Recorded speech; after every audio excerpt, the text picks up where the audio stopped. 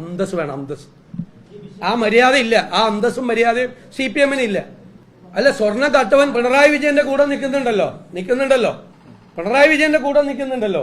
ഞങ്ങൾ പറഞ്ഞില്ലല്ലോ പിണറായി വിജയനെ ചോദ്യം ചെയ്യണമെന്നും പിണറായി വിജയനെ അറസ്റ്റ് ചെയ്യണമെന്നും പിണറായി വിജയൻ ഉണ്ണികൃഷ്ണൻ പോറ്റിയായിട്ട് പങ്കെടുന്നെന്നും. ഒരു കാര്യം കൂടി പറഞ്ഞുതരാം, അതുകൂടി കേട്ടോ കമ്മ്യൂണിസ്റ്റുകാര്. മന്ത്രി റിയാസിനെതിരായിട്ട് ഒരു ആരോപണം വന്നു. പൊതുമരാമത്ത് മന്ത്രി ഏതോ ഒരു വ്ളോഗറെ കൊണ്ടുവന്ന് ഇവിടെ ടൂറിസം വകുപ്പ് പ്രചരണം നടത്തി. വ്ളോഗറെ കൊണ്ടുവന്നു, മനസ്സിലായോ? ഒരു സ്ത്രീ ടൂറിസം മന്ത്രി അറിഞ്ഞുകൊണ്ട് ടൂറിസം വകുപ്പ് പ്രചരണം നടത്തി. കുറെ നാൾ കഴിഞ്ഞപ്പോൾ അവർ പോയി. കുറെ നാൾ കഴിഞ്ഞപ്പോൾ അവര് ചാര വനിതയാണ് എന്ന് പറഞ്ഞ് അവരെ അറസ്റ്റ് ചെയ്തു. അപ്പൊ സോഷ്യൽ മീഡിയയിലും പൊതുസമൂഹത്തിലും ആളുകൾ ഭയങ്കരമായി പറഞ്ഞു റിയാസിന് പങ്കുണ്ട്, ചാര വനിതയായിട്ട് ബന്ധമുണ്ട്, മന്ത്രിക്ക് ബന്ധമുണ്ട്, ടൂറിസം വകുപ്പിന് വന്നോളൂ. ഞാനാണ് പറഞ്ഞത്. കേരളത്തിൽ ഒരു പ്രതിപക്ഷ നേതാവും പറയാത്ത വർത്തമാനം.